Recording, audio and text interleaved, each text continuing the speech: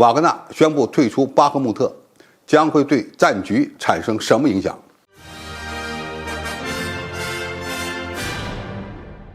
观众朋友，大家好，我是付天少。就在外界等待乌克兰军队何时发起大反攻之际，作为俄罗斯军队在乌克兰作战的主力之一，瓦格纳雇佣兵其老板普里格任却首次宣布要退出战场。普里格任这一次没有向俄罗斯国防部申请炮弹供应，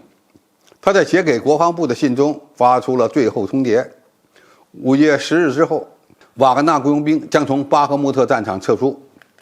雇佣兵控制的阵地将转交给俄罗斯国防军。普里格任强调，雇佣兵的参战人员需要退到安全的地方进行疗伤，而不是在缺少炮弹的情况下毫无意义的死亡。巴赫穆特之战被某些俄罗斯军事博主称为是乌克兰的斯大林格勒战役，被严重消耗的是俄乌两军。普里格任此前还表示，这场持续了8个多月的局部战役是苏罗维金和瓦格纳共同策划的磨碎乌军的一个陷阱。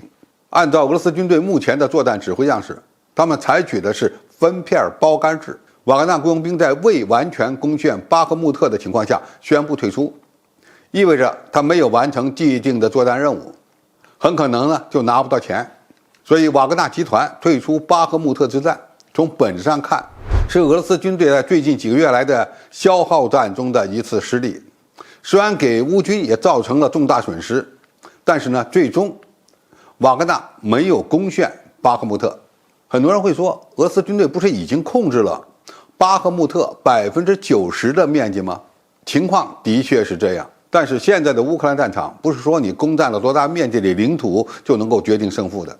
巴赫穆特之战的目标是磨碎乌克兰军队，而瓦格纳的退出意味着在磨碎乌克兰军队的同时，瓦格纳也在磨碎他们自己。如果我们正面的解读瓦格纳在这场战争中的作用，其实呢，他们已经很好的完成了拖延乌克兰军队反攻的历史使命。但是再大的正面贡献也抵不过普里格任缺少大局观和政治智慧，他让瓦格纳的表现过于扎眼，导致的负面效果可能更大。首先，瓦格纳主导的巴赫穆特之战扩大了雇佣兵与俄罗斯国防军之间的矛盾。第二，普里格任辱骂俄罗斯国防部，抱怨炮弹供应和后勤补给不足，进一步打击了俄罗斯国防军的士气。在很大程度上，瓦格纳所做的贡献远远抵不上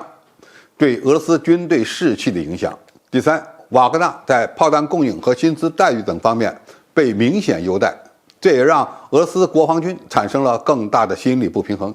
毕竟每个月挣2万多人民币的雇佣军与每个月挣2000多人民币的俄罗斯合同兵都在前线作战，但待遇相差甚远，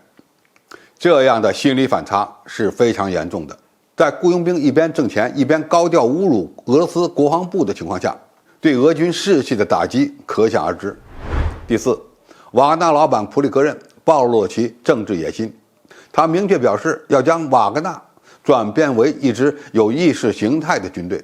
他将雇佣兵集团的利益凌驾于整个俄罗斯国家和俄罗斯军队的利益之上，而俄罗斯政府不可能允许除了国防军之外第二支有意识形态的军队出现。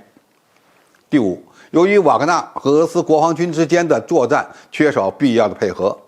而在巴赫穆特又耗费了大量的军事资源，可能不利于俄罗斯军队接下来的作战。在普里格任一次次抱怨的情况下，似乎从来就不顾及俄罗斯国防部为了阻止乌克兰军队的反攻所做的军事准备工作，这里面就包括需要囤积大量的炮弹。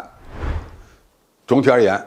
不管普里格任这一次是在宣泄情绪，还是真的要将瓦格纳从乌克兰战场上撤出，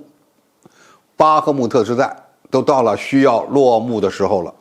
我们回头来看这场持续了数月的小镇争夺战，谁才是赢家，可以说一目了然。因为在这场争夺战中，瓦格纳的老板普里格任已经在政治、军事、经济方面赚的是盆满钵满。好，今天的评述就到这里，谢谢大家收看，我们下期再见。